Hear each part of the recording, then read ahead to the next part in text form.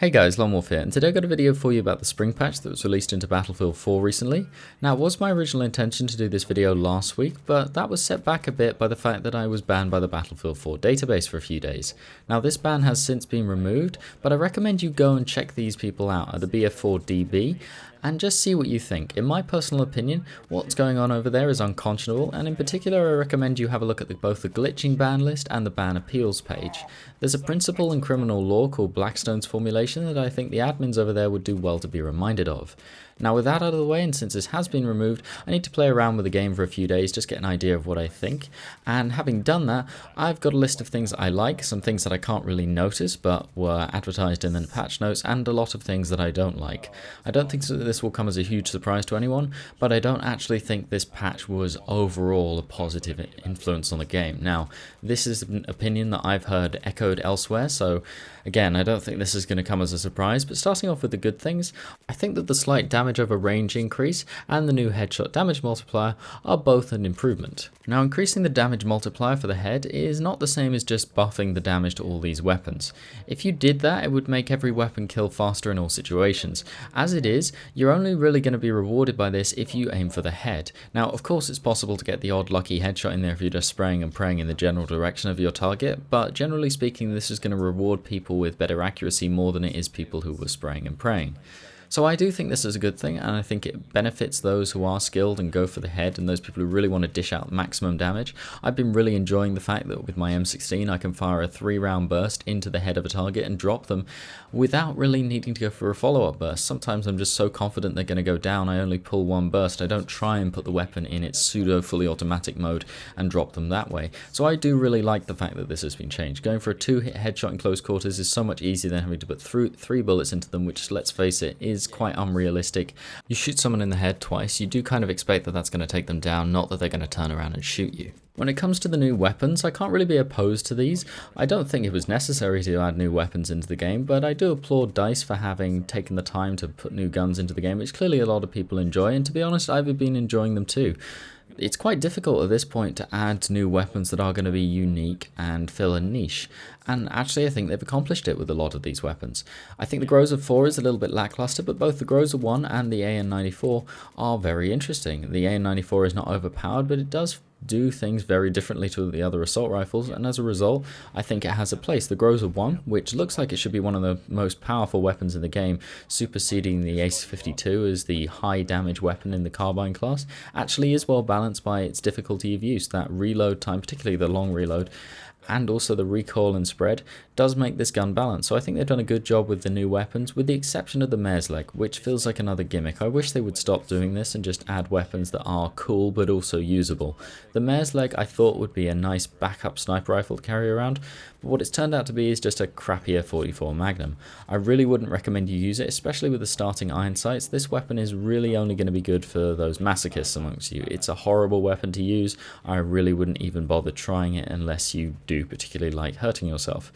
Now, the new game mode, Gunmaster, I do quite enjoy this. It's a bit too casual for me. There's a lot of people camping when they get difficult weapons and running around spraying and praying when they get decent weapons, and it's just not quite my scene, but it was quite good fun to play around with for a couple of rounds. It does have the same problem that Deathmatch does, in that the spawn system is kind of terrible, and sometimes you'll spawn miles away and have to run back to the center and can hardly find anyone, and sometimes you'll spawn directly behind enemies, or you'll spawn directly in the middle of enemies where you're going to get killed. The new railgun, which I noticed most prominently in Gunmaster because it seems to have the railgun in there, though that may just be the particular server I was playing on, is kind of useless. For whatever reason they've chosen to nerf this, I think this is senseless. It takes forever to reload, has a very long range optic which makes it very difficult to use in close quarters, and is a battle pickup. It was balanced and now it's not. It's now kind of useless and I wouldn't bother using it. The only way the railgun's going to be useful to you is if you're sitting at extremely long range doing that long range sniping, in which case it might be effective, and I don't think this is what we wanted to encourage. I think that this is the wrong direction for this weapon, and I think it should go back to the way it was before. For some more positive changes, I think that the new passive spotting distance, if you aren't quite familiar with what this is basically the range at which if you just look at someone, they're going to be spotted on the mini-map for your teammates. This has been reduced and the cone of effect has been reduced. I think this is a great change. I think that encouraging people to actively spot using Q on PC, and I'm not sure what it is on console, is a good thing. I don't like the fact that you can just be spotted because somebody looks at you. If they didn't really notice you and they're still spotted, I just think that's terrible, and it really defeats the purpose of trying to be stealthy. So that's a good thing. I do like that. It still doesn't change the fact that the commander mode is utterly game breaking, but it is a step in the right direction as far as encouraging stealth. The new sniper tracers, as opposed to the regular tracers for all the other weapons, are actually, I think, better. I suspect this comes into the new zeroing as well, but sniper rifles feel at least marginally easier to use, and I've heard a lot of accounts from other people who say that they are enjoying sniping much more. For me personally, I never found the old way too difficult, but I'm not opposed to the new way, and other people seem to be finding it better, so I guess it's a win-win for everyone. No objection there at all. Now, with those good things out of the way, and I really do think those are probably the only good things I can talk about, let's move on to a few of the things that I can't really tell the difference with. The new netcode improvements, I'm sure that something has been done to the netcode, but I can't for the life of me decide whether it's better or worse now. I think there's an element of the placebo effect going on here. You think, oh, it's going to be so much better, and then it feels better, but actually after playing with it for a few days and many games, I can't tell whether it's better or worse. Sometimes it feels worse, sometimes it feels better, so I'm not sure too much has been achieved there because I can't really notice it. Now, the other thing that's really bothering me, and I wish they would get on and fix, is the character model and the animations. Particularly when people are getting out of water, there's a tendency for them to then rubber band several feet, which is very immersion breaking, and not to mention very difficult to hit them. But also while they're actually climbing out, or while they're vaulting objects, it's very difficult to shoot people. Bullets will just go straight through the character model, and to be honest, I wouldn't care if the character model looked a little bit unnatural, whether it just didn't look like they were vaulting at all, so long as where their character model is where the hitbox is. I want to be able to shoot people whenever I can see them, and I find this very difficult to deal with. I've just resorted to hiding the moment I see someone looking at me and vaulting over an object because I know I can't kill them. I'm just going to waste bullets shooting into them, and it's not going to help me at all. They'll turn around and kill me. This has happened so many times before and after the patch, and I think it's one of those things that should be a priority. Likewise, the respawn invulnerability when people spawn in front of you, particularly using the Grows of 4 yesterday, I found it incredibly frustrating that I would shoot into someone and they just absorb so many of my bullets before I was able to get hit markers. I would probably end up killing them, but then I've burned my entire mag on one player when I was actually accurate enough that I only needed 5 to 6 shots. So I really wish they would fix these two things. I find them personally much more frustrating than some of the other things that DICE have put their time into changing or fixing. And lastly, as far as things that I was expecting to notice but didn't, the new bullet impact sounds when you hit someone in the head and it makes that sort of tink noise when it hits the helmet, or even body shot impact sounds. I haven't been able to notice any of these, particularly using suppressed weapons, as I very often do. I can't tell the difference. I've spoken with other people. I haven't heard anyone say that they can hear these, so I'm not sure that's made a huge difference. The new footstep sounds, I can actually kind of notice this, but it's not a huge difference. And with those out of the way, assume that any other change that's been implemented in this patch I haven't been able to notice unless I mention it under the negative things that are coming up now. I warn you, this is going to be the longest section of this video because, as I mentioned before, this is a patch that I haven't been overly impressed with. Now, starting off with the new head glitch fix. Now, I suspect a fair few of you are shaking your head thinking, why on earth could I be opposed to the head glitch fix? And I'm really not in principle. I'm not opposed to the idea of trying to fix head glitching. The difficulty is that head glitching has been around for a long time and it hasn't really been addressed in a big way or in a way that could be replicated in every future game, because there is a drawback to it, and that drawback applies in this game, and I feel like we've kind of pandered to those who were shouting really loudly about the problem of head glitching, and I never thought it was a huge problem in the first place. It's not something I really did. I didn't really position myself so that just the very top of my head, my eyes and my forehead was showing. I would position myself so that my lower body was covered, of course I would, and that's what I really mean when I talk about head glitch spots in my breakdown videos. I mean that you could do that, but realistically speaking, in a combat situation, you want to be just stopping short of going all the way up the top so that your lower body's covered and you can fire. You don't have the time. You are much less agile, much less mobile, much less effective if you spend time positioning yourself so that just your optic is looking over that surface. So I don't condone head glitching, But I also didn't find it a huge problem. If you moved around the map intelligently and were wary of where these spots were, if you learnt to accommodate the fact that this is something that some people would do, then it really wasn't a huge issue for you. And I thought that it added a layer of enjoyment for me personally, that I had to learn how to deal with these people rather than just have that tactic removed altogether.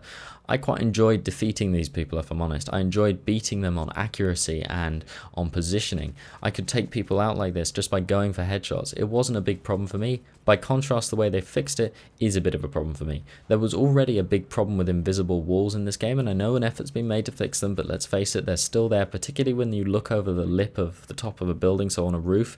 I'm not saying camp on roofs, but again, realistically speaking, you are going to spend some time on rooftops shooting down, and the fact that now I'm hitting that wall even more often is incredibly frustrating. When you're prone, you're hitting the floor more and more often. When you're trying to shoot over a surface to hit someone who's sniping at distance or bipoded up, sometimes you're hitting this wall or rock and sometimes you're not. In real life, you're much more aware of where your barrel is pointed. If you're shooting over a surface, good chance is that you're going to put the barrel over the top of it and you're going to know that's there and then you're going to fire. In a video game, you have none of that tactile feedback. You can't feel the butt of your gun in your shoulders. You can't feel when you push it up against a rock or a wall or something like that or into the ground. And I feel like there needs to be a visual indicator to show you that your barrel is being obstructed by a wall, surface, ground, whatever. In video games, you don't have that awareness of your situation. You aren't attached to electrodes that show you when you're being shot in the back, for example. You're shown on screen where the damage is coming from. Again, that's not particularly reliable in Battlefield 4, but it's supposed to be. And I think something like that needs to be implemented with regards to your barrel awareness, because you just aren't as aware of it as you would be in real life. So that's the head glitch fix, and I don't think it's a bad idea or a bad aspiration to try and fix head glitching. I just think there was a reason why we didn't try and fix it in the first place, and that reason holds true now. Head glitching wasn't annoying me before. The way they've changed it with the zeroing is, and I think it makes it a little bit easier for people to shoot others at range, and I don't think that was a difficulty change that really needed to happen.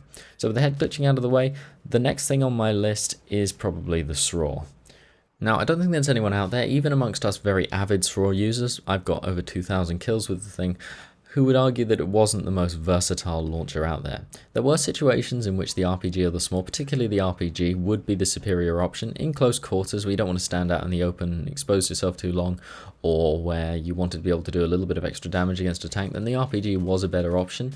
But for the most part, the SRAW was going to be your go-to, and there were some definite problems with it. The fact that you could just point the reticle at the enemy aircraft and occasionally it would circle around and then slam into it, I didn't think that was ever fair. I thought that was completely broken. I thought the fact that you could do a one-hit kill against infantry and that the splash damage against infantry was greater than any of the other launchers was clearly broken. I never liked the fact that you could just sit on a rooftop and shoot down at people, and although I did it maybe once or twice, I always felt very bad for doing that. So that clearly needed to be fixed, and both of these things could be fixed. Frankly, I wouldn't have a problem if it did no damage against infantry. That wouldn't bother me in the slightest, and I think that maybe what they needed to do was make sure that instead of directing it at a surface within, say, 50 to 100 meters, it would instead default to the sky dome, and you'd be able to direct it that way and guide the missile itself rather than just point the reticle at something. I think that would have been the way to go. Those of us who used the SRAW a lot and got very good with it were never just directing the missile at a surface by pointing the reticle at it. You were always guiding the missile itself and trying to avoid pointing it at things like trees in the process so that it wouldn't veer off course. This was where the real skill came in. But again, it was still too versatile, and I think the best way to balance this would have been to nerf it against infantry and prevent it from being able to loop around and hit a vehicle without changing the turning speed or anything like that. I think there would have been a way to do this so that it would just ignore anything you point at within a certain range. And also to swap its damage model with the SRAW. The SRAW always felt to me like an inferior option to the RPG and the SRAW. If you swapped its damage model with the SRAW, then there would be a reason to use that higher velocity, easier to use, in effect, RPG of the SRAW, and there'd also be a reason to use the SRAW as more versatile and the RPG doing the maximum damage. So I think that would have been the way to go. What I really objected to was the fact that when this nerf was first announced in CTE, the notes on that particular patch in CTE said to make the SRAW less annoying for pilots. And this is what I saw on the forums a lot, the notion that it was overpowered against air vehicles. It really wasn't. The only reason that the SRAW would be a big problem for you in the air is if you were flying the transport chopper, which yes, does need another mobility upgrade in the same way that the attack chopper used to, or if you were flying like an idiot. If you flew in a straight line very predictably and weren't aware of what was going on, then you were likely to get hit by a good SRAW user, but only a good one. And if you were flying very intelligently, as I've seen a lot of pilots do, I've spoken to a lot of very talented scout heli and attack helicopter pilots, then it wasn't a huge problem for you. I can't remember more than a handful of occasions that I was killed out of the attack chopper with a SRAW. A lot of them were by Jester, who was very committed to trying to take me down. And in the scout heli, I think I was only ever killed once by the SRAW in its original state. That's because the SRAW requires you to fly predictably, and I wasn't. You fly erratically, you fly in different directions, you change direction frequently, you don't just fly in a straight line at a target, you keep on the same course for as little time as possible. It made the air combat more interesting, it made it more difficult, yes, but people should have adapted to that instead of continuing to whine about it. And to be honest, I didn't hear anyone moaning about the SRAW before the patch in CTE that said that it was going to correct it. And I think that as a result, this patch just wasn't necessary to nerf the SRAW. The SRAW needed some changes, but it didn't need this, and what we have now is so much worse. Now, if you want to take down an air vehicle and your infantry, you have to use the Stinger or the Igla, the man-pads, and my god are they boring. These are just the most uninteresting weapons to use. I can't stand using them for the same reason I can't stand camping. It's so dull. They do the aiming for you, just lock onto it and hope it doesn't move, and then you pull the trigger and it hits it and you do it again. It's so uninteresting. I can't understand why it is that anyone thought these should even be included in a game. It's like the Titanfall Smart Pistol all over again. There's just nothing to learn. You can't get better with a Stinger or an Igla. The SRAW had a really interesting skill curve to it. It was an interesting thing to do, to practice that skill, to get better at it, to get more consistent at it. Now you just use the Stinger or the Igla and you'll be just as good with them in 6 months' time as you were when you started. If you wanted a little bit more discussion on this, I'd really recommend you go and check out Marbleduck's video on it. I'll leave a link to this down in the description. I watched this a couple of days ago and thought it was very thoughtful, very intelligent explanation, and he does a great job of articulating exactly what the problem with the SRAW was before and the problem with the way that DICE have gone about changing it. And with the SRAW done, let's move on to the grips and the weapon balance approach they've taken with this patch, because this is another problem I have with this. They have changed a lot of the weapons. In fact, they've nerfed a lot of the weapons to try and give a place to those slow rate of fire weapons like the SAR-21 or the AK-12, make them superior, distinctly superior to stuff like the AEK at range. Now before this patch, if you got good with a weapon like the AEK, then if you tap shot, if you had good trigger discipline, and if you were good at controlling recoil, you could really engage people at medium range quite easily, and even long range if you were very good with it. And I think there was a feeling that this made weapons like the SAR-21 or the AK-12 sort of redundant. So what they've done is slowed down how long it takes for you to return to your default spread with weapons like the AEK. It's kind of a difficult thing to explain, but it kind of is to spread what center speed is to recoil. It's how quickly it resets, and they've slowed it down to, I think, less than half of what it used to be. And as a result, you really can't tap shoot with these weapons nearly as effectively. They've nerfed a lot of weapons. They've nerfed, I think, every weapon that fires faster than about 620 odd RPM by my calculation, something like that. As a result, this is effectively a nerf to all weapons that shoot faster than that. The SAR-21 got a slight buff, but even the AK-12 took a slight nerf. And I really don't think this is the direction the weapon balance should go in. If you think one weapon or a couple of weapons are too weak, buff those weapons. Don't nerf everything else to bring it in line. I'm not a huge fan of making every weapon weaker. They've done this a couple of times. They did this when they reduced the damage of all weapons. I was uncomfortable with that, and I'm uncomfortable with this. I really dislike it, and you'll see in a lot of my footage I'm now using the ACOG scope to try and see exactly where my bullets are going, because even with a weapon like the M16, this has been nerfed as well, and it's quite difficult to tell exactly what your spread is doing. I've always thought that random spread deviation wasn't great. I don't like the principle. It's not realistic for starters, but I also don't think it's very good fun to have your weapons randomly spray in different directions. I think recoil is the way to go, but that aside, I don't think all these weapons needed a nerf, and I think what they should have done, if they wanted to work with spread, they should have buffed both the AK-12, the SAR-21, all these slow firing rate of fire weapons, not things like the Scar H perhaps, because that is shooting a higher caliber round, it is doing more damage per second to compensate, but just buff those weaker weapons, not nerf everything else. I don't like the feeling that all my weapons are weaker now. On top of this, they've also nerfed the grips. Now, It was just an accepted fact before this patch that you used a grip on whatever weapon it was. Didn't matter which one it was, you picked one of them, used it. Use the angle grip, stubby grip, or the ergo grip, or their aesthetic counterparts. Now all of these have been nerfed and it's exactly the same thing. Spread decrease. It takes longer to recover from spread. I can't stand how we are introducing so much spread to these weapons, which seems to be a balancing factor because people have gotten good at the game. It's been out for a year and a half, and of course people are getting good at compensating for recoil. That doesn't mean you need to make it impossible for them to use their weapons at range. It might mean you need to add a little bit more recoil, or just accept the fact that there are a lot of talented players out there, and that's okay. You don't need to make it impossible for them to use their weapons, and it makes these grips pretty much useless. It makes them completely redundant. If you want to tap shoot, if you want to use your weapons intelligently, then you're better off without them. Even the ergo grip, which does make a bit of sense if you're strafing around, you're still better off without it if you're firing from a stationary platform and want to be accurate. The potato grip makes no sense because now it slows down how long it takes for your spread increase to happen, but it also slows down how long it takes for it to reset. So who's using that? The angle grip, which was good for tap shooting because it reduced that first shot recoil multiplier, now also doesn't make sense because it means your spread is also going to increase over time. So I don't really understand what they were trying to do. Maybe they were trying to promote using no underbarrel. Well, okay, fine, but probably the best thing to have done would have been to buff that, give it some sort of quirky benefit rather than nerfing everything else. Maybe they were trying to help out new players who hadn't unlocked these grips, or perhaps people who were just getting started with a particular weapon. But it only takes a handful of kills, and that's called progression. It's what people want. They want to be able to unlock slightly better things that aren't completely game-breaking as they go on. It just doesn't make any sense. And while we're on the topic of these sorts of things, what about the flash hider? That was pretty much people's go-to attachment if they didn't want to use one of the sort of pro and con barrel attachments, the suppressor or the muzzle brake or the compensator, which had some sort of negative effect as well. The flash hider provided a tiny benefit and as a result didn't have any noticeable downside, and that was a good thing. Now that's been nerfed as well, and again, it's the same problem. They've done exactly the same thing. It also slows down how long it takes for your spread to recover. I just don't understand. Are they trying to promote the standard barrel? Again, promote that. Don't nerf other things to try and get it in balance.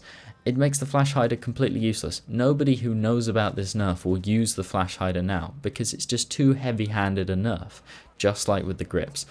I really can't understand it. The flash hider was a battle pack unlock, it took ages to unlock, and as a result it was balanced. It didn't even do much, and now there is no point using it. So I just feel like all of these together add so much spread, which is a horrible mechanic in my opinion. I think recoil's the way to go because then at least people can learn to get better with it. But if you're going to have spread, don't nerf tap shooting. It just doesn't make any sense. Completely senseless from my perspective.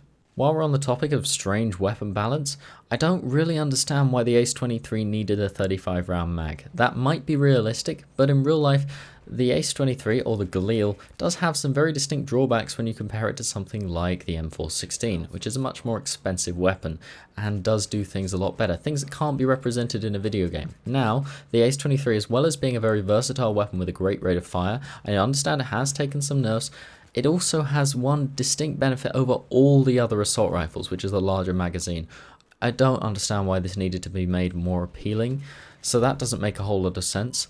I'm also not really sure what they're trying to do with sniper rifles. They seem to have reduced the magazine capacity of a lot of these and slowed down the rate of fire, and in exchange have given them, in some places, minute buffs. I don't really understand why they needed to be any weaker than they were already. Sniper rifles already seem like a pretty difficult thing to use. And I think that having aggressive recons running around and trying to shoot people at medium range is much more interesting than having people at long range camping at the back of the map. So I'm not sure what they're trying to do with that either. It just seemed like changes that didn't need to happen in my opinion. The new shotguns are flat out ridiculous. I'm not really sure what the problem was before. If you watch my first breakdown video on Dawnbreaker where I was using the 870 MCS, you'll be able to see that it's perfectly possible to do very well with a shotgun. They're just very situational. They have a very distinct niche and very good in close quarters, and you have to position yourself well. So if you play intelligently, they were very good before. They just weren't that consistent if you were firing from the hip and if you expected them to work the same way they do in games like Call of Duty.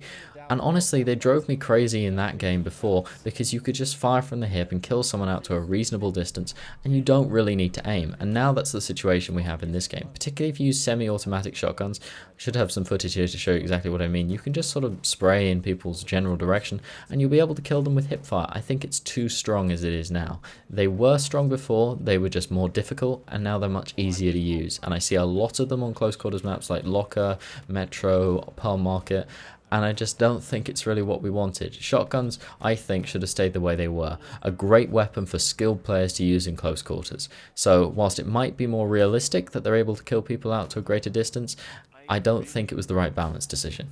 The last thing I've really got to say as far as infantry combat goes before I move on to some of the vehicle changes is the new tracers. They're not better than the old ones. I'm very good at ignoring this superfluous stuff on screen in much the same way as I'm very good at ignoring the housing of my optics. I can use pretty much any optic or even some of the more obstructive iron sights so long as the actual point of aim is very clear. I don't mind too much, but I do recognize that these are not helping a lot of people, and as far as I understand it, you don't load your entire magazine with tracers, and that seems to be what these weapons are displaying on screen. Every bullet seems to be a tracer, so I'm not quite sure what this is about, and I don't think that this is a change that needs to stay. I think we could revert back to the previous way or make it a lot better than it is at the moment.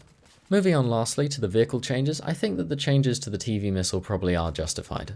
It wasn't really that I thought it was a problem to be able to hit air vehicles with a TV missile off a boat, but I do think that being able to go through APS and do such massive damage and an immobilization to enemy attack boats, for example, just meant it was undoubtedly the best thing to run on the attack boat, and it wasn't really fair. It was a bit broken, you could hit people across the map with it, so I think this is probably a good thing. But with that one positive change aside, going on to the jets, the jet immobilization, I don't know why they thought they should do this. I can still kind of control the aircraft, but it's more difficult, and it's really just a direct buff to lock-on rockets, and in particular, the active radar missile. I can't think of anyone who believes that that was a good thing to add into the game. It really is the most broken piece of crap, and now it's even stronger than it was. It does tiny damage, but it's an immobilization, so if you happen to be going down at the time that you get hit, then you're pretty much screwed. You're going to hit the ground and you're going to die. So it does about 21 damage and it kills you. I don't really think that's fair. I don't think we needed to hand any more power to the mobile anti-aircraft. That vehicle is insanely strong. This patch has nerfed the attack jet, which was a good thing, but it hasn't nerfed the mobile anti-aircraft, which absolutely needs to happen.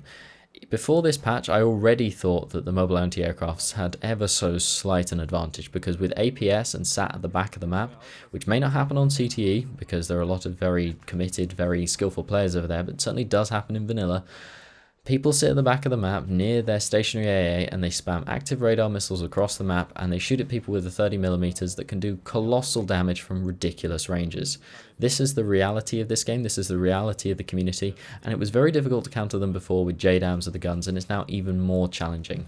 You don't have protection against incoming rockets more than once with your flares, and you don't have active protection to protect you against incoming projectiles, so bullets from that 30mm cannon.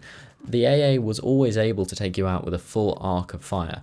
A lot of people will say, oh, well, it couldn't aim directly upwards, you just come down on top of it. Well, you can't if that puts you at risk from the stationary AA, and you can't if they position themselves on the crest of a hill where they can rock back and forth and thus aim directly upwards. So the AA was always incredibly strong. People can go on just horrific kill streaks with that without really being very skillful at all.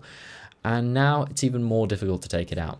The attack jet did need a nerf against tanks and LAVs, and the fact that it does less damage against them now, I think is a good thing. This is coming from somebody who spends a lot of time in the attack jet, or at least did. It needed that. It did not need to be nerfed against the AA, so that should still do the same damage as it did before, and it did not need to be nerfed against enemy aircraft.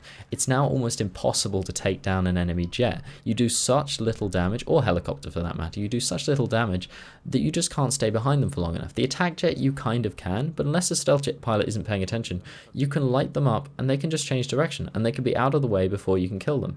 It just takes way too long. The projectile velocity is so low you can't lead it and take them out at range like you can with the stealth jet, and it's just doing too little damage. So against helicopters and against jets, it's now more or less useless. So I can't see myself really using the attack jet. Again, this nerf was way too heavy-handed, and they really needed to bring it in at the same time as they nerfed the AA, and in my view nerfed tanks and not so much LAVs, but particularly tanks and the AA against infantry. This needed to be an inclusive patch, not just where you nerf one or two things in isolation. That doesn't make any sense to me at all, and I think, again, too heavy-handed. Overall, I don't feel like this patch has been a good thing for the game. For me, it's just made it that little bit less enjoyable, which is a real sadness, and I do hope that some of these changes will be either reverted or will be changed to make them better than they are now. And that pretty much concludes all I've got to say about the spring patch. I hope there's nothing important that I've left out. This has been an incredibly long video, so I think it's time to wrap it up. Thank you very much for watching if you made it this far. Please do leave your thoughts, your comments down below. Leave a like and subscribe if you enjoyed, and I'll see you next time.